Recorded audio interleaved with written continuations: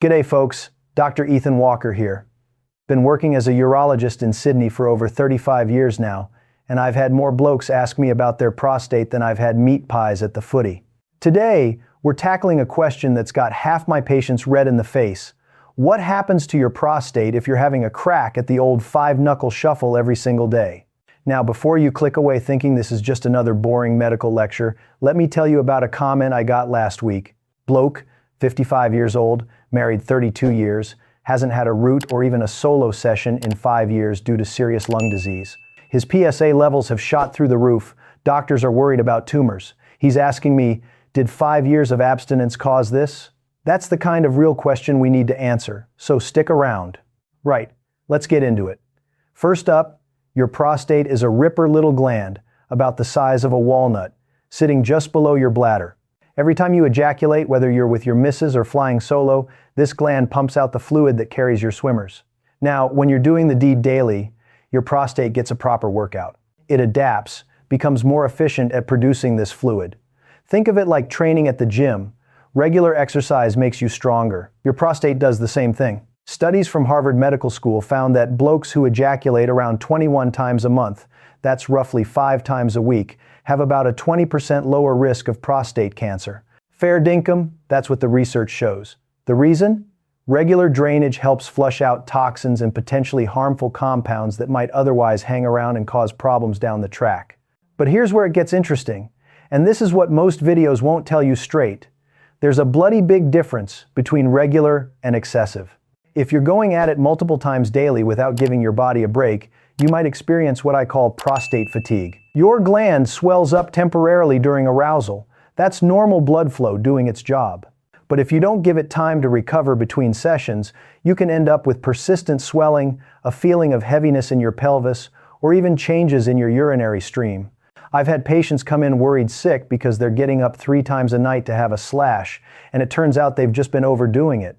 Now, about that question from my 5-year-old patient, 5 years of abstinence. Here's the truth, and I'm not going to sugarcoat it.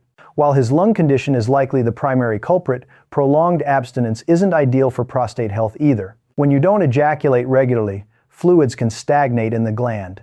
This can increase inflammation risk and potentially contribute to elevated PSA levels. It's not a direct cause and effect like no sex equals cancer, but it's a risk factor. The sweet spot? Somewhere between complete abstinence and going hammer and tongs every few hours.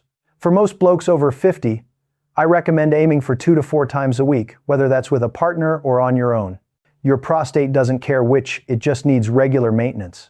Let me address another common concern. Some of you older gents are wondering if there's a difference between intercourse and masturbation for prostate health. Physically, the effect on your prostate is pretty much the same. Ejaculation is ejaculation. However, sex with a partner does offer additional benefits like hormone regulation and stress relief that can indirectly support prostate health. But if you're in a situation where sex isn't possible, maybe your partner's not interested anymore, or you're dealing with health issues like my 5-year-old patient, don't stress. Solo sessions absolutely count toward keeping your prostate healthy. Here's my practical advice after 35 years in the game.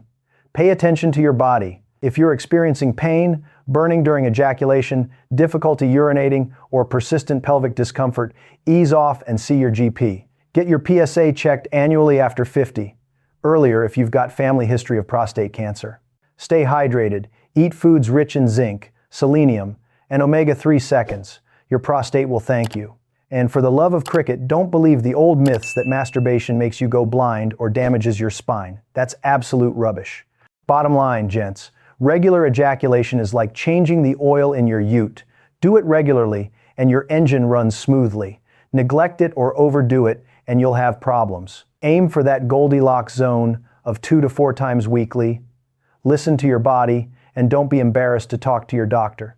If you found this helpful, chuck a like on the video, and drop a comment telling me your age, and when you last had your prostate checked. I read every single one. Until next time, take care of yourselves.